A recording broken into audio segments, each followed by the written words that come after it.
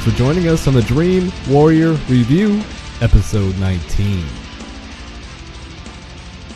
I stole this from IMDb. A mother must protect her family on Christmas Day from a demented stranger who is hell-bent on tearing the family apart. Red Christmas. Red Christmas. This is another Australian movie. Yeah, I noticed that. Another Australian movie. That came out in 2016, just like Killing Ground did. Yeah, and we have a nice contrast between Killing Ground, because Killing Ground was a type of horror film that I don't like done really well. Right. And this was a type of right. horror film that I like, but wasn't done well at all. Right. I mean, holy crap. Yes. The first word in the movie is abortion. Yeah. No, and I knew something would be wrong. Was there an agenda going on this? And okay, let's just talk for a minute about the bucket in the corner, all right? And the hand. And the hand. I mean, all by itself. Let's talk about the bucket in the hand. First of all, and the hand wasn't the right size. I think it was an adult's hand. It wasn't real. It was a norm. The first thing I thought to myself was, that hand is the only thing you could fit in the damn bucket. so what else? What else was attached to the hand? Right. You know, it was badly done. Well, I knew when I heard abortion was the first word. I'm like, oh no. Things are. And then the first murders, the first death. I was wait, yeah. Should we spoil that though? I don't know. Is this one that people are going to be clamoring to see? I mean, think so. Probably not. Oh we my probably gosh, spoil the hell out of it. No, I think we should just spoil the hell out of it. And Spoilers. I'll just put that in the description. We have tons of spoilers. Spoilers, yeah. Spoiler alert. But I do like Sam Bazooka Campbell played Cletus. I just love that name. I was gonna say, I swear. What does it say right here? What's the first thing that I wrote? Cletus?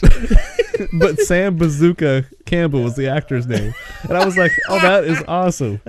And then I noticed Dee Wallace. Why Dee Wallace is So around for when ages. I saw Dee Wallace, I was like, "I know this lady. Who is she?" And I had looked her up. Are you kidding? She's in like in every damn horror film that ever I noticed. existed. Yes. Oh yeah. Alligator 2. No, but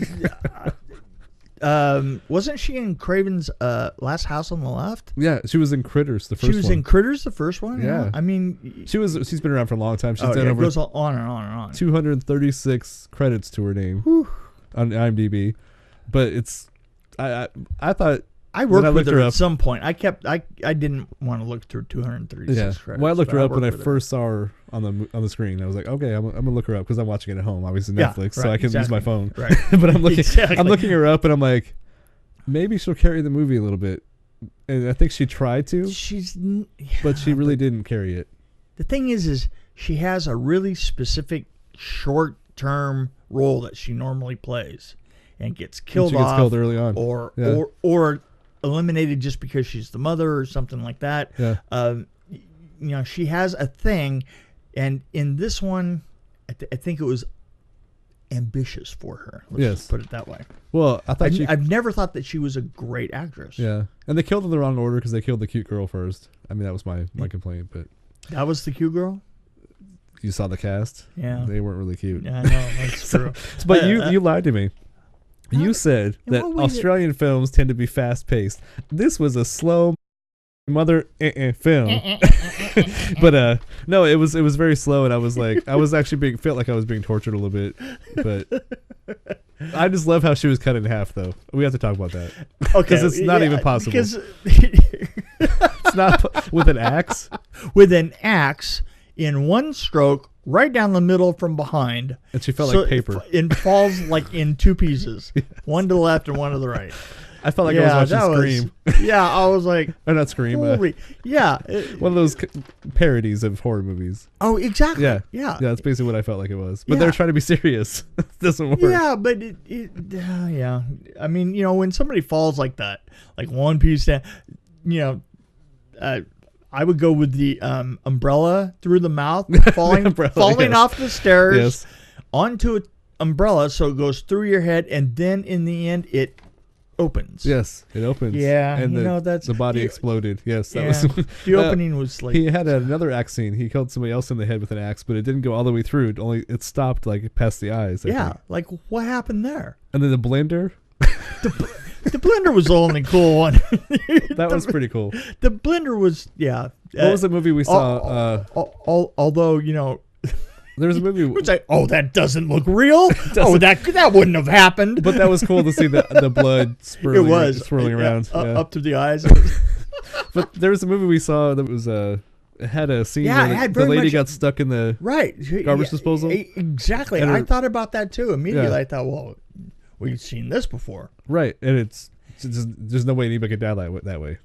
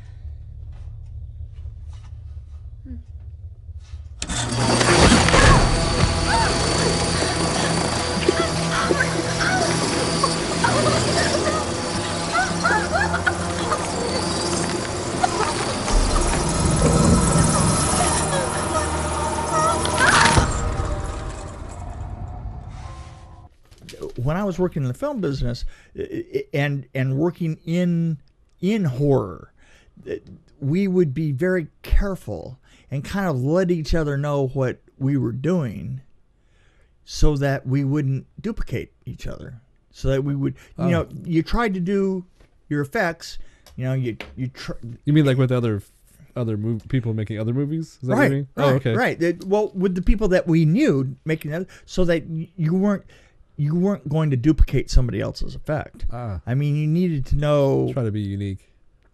Oh yeah. Well, the thing is. But axes are pretty. I mean, old fashioned. Pretty much the only one way to kill somebody with an axe. You just hack them to death, right? Yeah.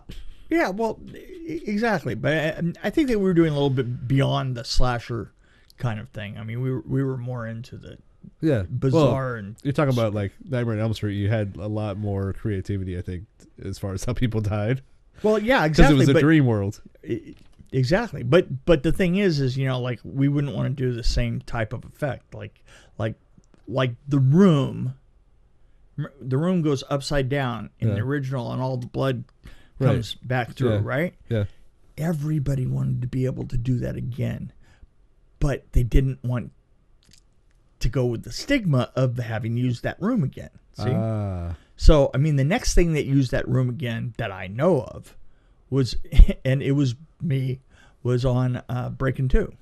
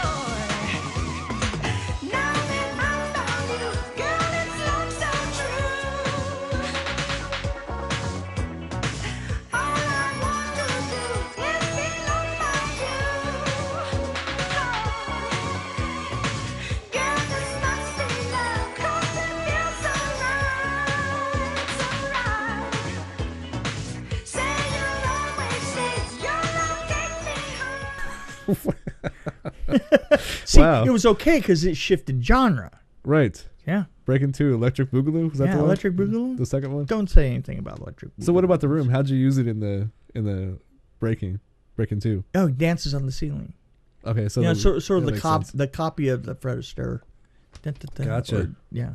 So from blood to dancing, that's amazing. Yeah. Blood on the dance floor, Michael Jackson. Exactly. It's all connected. There you go. So, I mean, I don't know if we want to mention anymore, but I wrote down everything just because it was so bad. Why was the lighting so bad in the house? I mean, they had like red light here. They had some Christmas lights. Everything was really dark. Yeah, I think part of it had to do with the fact that it was a practical location. They were obviously using They were in a real house. They were in a real house, and a lot of their lighting didn't have options, which is why you light on the set. Like it's why that living room was so perfectly lit in the Babysitter, except for I'm sure that they duplicated part of that on the stage, and then the stairway they went back to do all the stuff in the stairways on that location. There's no comparison with the Babysitter in this one, really. Oh, none. So the story was bad. The story was pretty bad. The acting was bad. I mean, there was one thing where the priest goes to like knock one off in the closet. I mean, a Kleenex. Yeah, he grabbed Kleenex with a Kleenex, and the fact that it was rocking back and forth. And I just wrote this down for reasons that we will never understand. I wrote, if this confessional's rocking, don't bother knocking. But it was a closet. Sorry. Well, actually looked like a confessional. Actually, I don't know. There wasn't really any redeeming scenes. I mean, I almost kind of liked the scene where the baby was being born. Meanwhile, the things are happening outside. I mean, I'm stretching here. One of the actors was the guy that played Peter. Yeah, was Down syndrome. Yeah, Down syndrome. I thought he did a pretty good job. And I thought he was one of the better actors. Yeah, honestly. he was. I can't believe some of the stupid stuff I started to write down. When the umbrella popped open, I wrote, "It's raining men." Ugh, wow. I said the pregnant belly has to be fake. That's what I wrote down. Oh, yeah. I mean... well, wait a minute. But wait a minute. When she has the boy, and she's holding the boy on the wide shot, and you're looking right at her belly, the boy is sitting on top of the belly. Yeah, which I thought... Well, what happened there? I think she was pregnant. So, okay, there's one death scene I like, which is, it reminded me of a lot of older movies where, I can't remember, I'm blanking on it now, but when she was hiding in the big stuffed animal. Yeah. What was that? And he just basically pulls the stuffing out. Oh, I thought. That was probably one of my favorite death scenes. I like that one. Oh, really? Because the blood was coming out, and the stuffing was coming out, and then you just see the stuffed animal fall. So the stuffed animal itself was your favorite. Not the stuffed animal itself, but the whole scene was interesting. Yeah, it was. And the baby was, safe. Yeah, safe. Baby was safe in the end. Yeah. Oh, we have to bring up the bear trap. Oh, the bear trap. I wrote that down too. Yes. Yeah. I said bear trap ? I'm like, why? That's what I said. I wrote fear trap. Jesus. So this movie was so bad, we're trying to find a creative way of writing our notes. That's basically how bad it is. Yeah, I know. It's Raining Men. I mean, so out of five. How about this one? Eyes are the blood faucet of the soul. Oh, by the way, and this is a weird one. Nobody ever cocked the shotgun. Right. Never. And it was most obviously the cocking style. The two hammers are right up there on the top. And absolutely everybody that fired that thing off in it fired off all the time. Nobody ever bothered to cock it. Now, it surprises me that somebody didn't catch that. It doesn't really surprise me. I mean, but yeah, okay. We can cut a guy in half with an axe. Well, they probably forgot to load the shotgun. That's a good point. Yeah. Okay, I'm with you on that. So overall, it was how many stars would you give it out of 5? Sure. I'd give it a star just for effort, and maybe half a star for some of the creative things they did. I don't know, the lighting. Well, I'm going to give it a 1.5, and the half is a half of the actress. Right. Half of the actress. Half of the actress. Okay, so it's one and a half actresses. That's about what I gave it. Yeah, I feel sorry for Dee. You know what? You know what was funny though, and I really did notice this is a story came to mind. Did you ever do any effects, or did you ever have an effect you worked on that you felt like, oh, that did not work out. That was a waste of time. It looks like crap. I don't want to put my name on it. Anything like that? Did that ever happen to you? Like, where something went on the film, but you were kind of regretted it? That's my question. Oh my God, are you kidding? What's your favorite one then? Let me tell you the difference between being a production designer and doing effects. Production design, which is what you did most of the time, right? Production designer. Production designer most of the time, yeah. As a production designer, it always works. Right. As an effects person, if you're doing 80%, it's glorious. And which is part of the reason that people use so much that the CGI effects became so popular is because, special effects was just always it had that percentage in it, Yeah. Just it was always there. Sometimes it just wouldn't work. I was just curious. There was something that was interesting, and this is just for me personally, and it reminded me of when we saw the cop car that they drive on the other side of the road. Story time. Story time. It's story time with Mick. Story time with Mick. Story time with Mick. Story time with Mick. Story time with Mick. Story time with Mick. I actually got my license, my driver's license, for driving on the other side of the road when I was in New Zealand. And you have to get a license for that? Well, you do if you're going to be there for a certain period of time. I was going to be there for a year and a half. So yeah. I finally went in and went through the whole process. So if you're in a rental for 2 days, you could do whatever the hell you want. But yeah. That seems crazy. Yeah. It does seem. And let me tell you something. Driving on the wrong side of the road, it's. Let's put it this way. I learned how to do it, and I got pretty good at it, but I'm going to go with the advice that I gave one of the directors that came in. He came in probably 2 months after I'd been there, and he said that the thing that he wanted to do is he wanted to drive on the wrong side of the road. I said, right. Well, let me tell you something about that then. Fine. Drive on the wrong side of the road. But trust me in this. If you're driving down the road and you start to whistle a tune to yourself and you're feeling great, and you're feeling happy, and you break out into that Foreigner song that's always hanging in your mind like an earworm, get the hell back on the right side of the road. Right. And he thought that was really funny, right? Right. So must have been a week and a half later, he comes up and he goes, "Oh my God."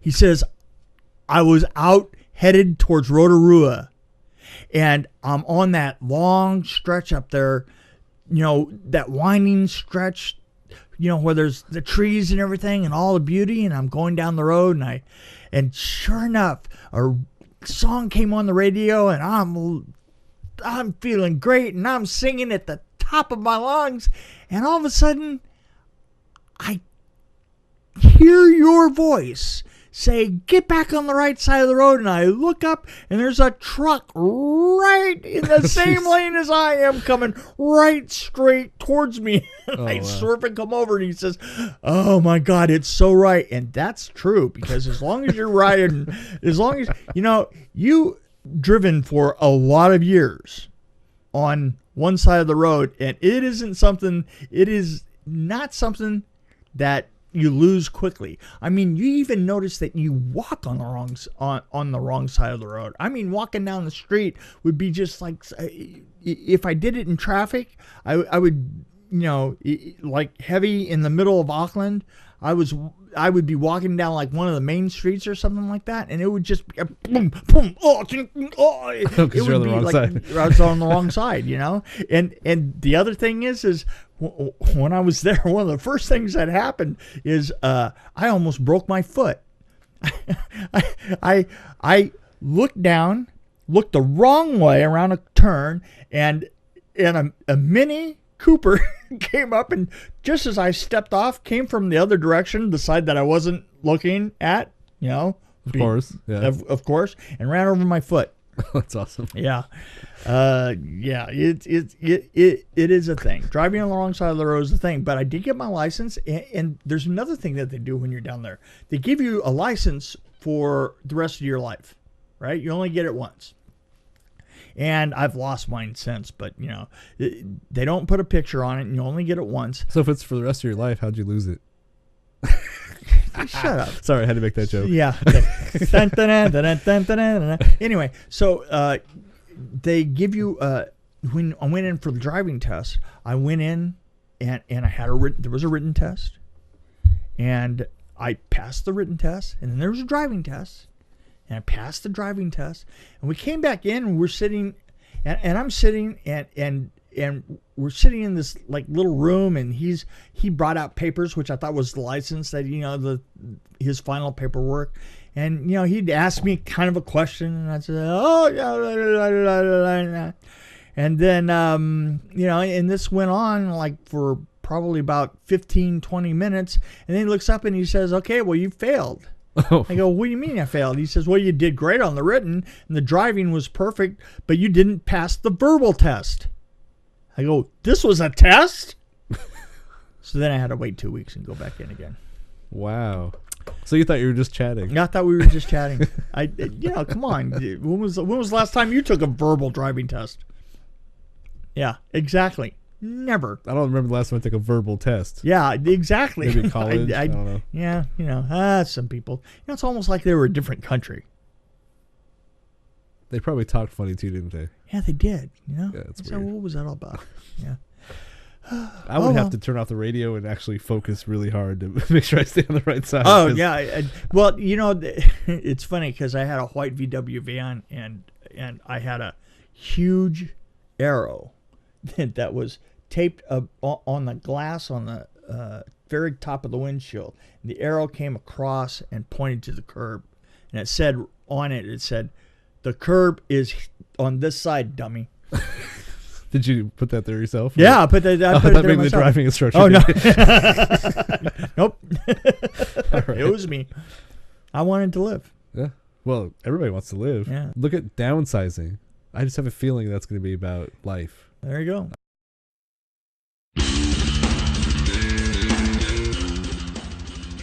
I'm Kurt Thomas along with Mick Strawn. We thank you for joining us on Dream Warrior Review. If you have any comments, questions, or suggestions, you can reach us by email at dreamwarriorreview@gmail.com or on Facebook and Twitter at DW Review. See you next time on Dream Warrior Review.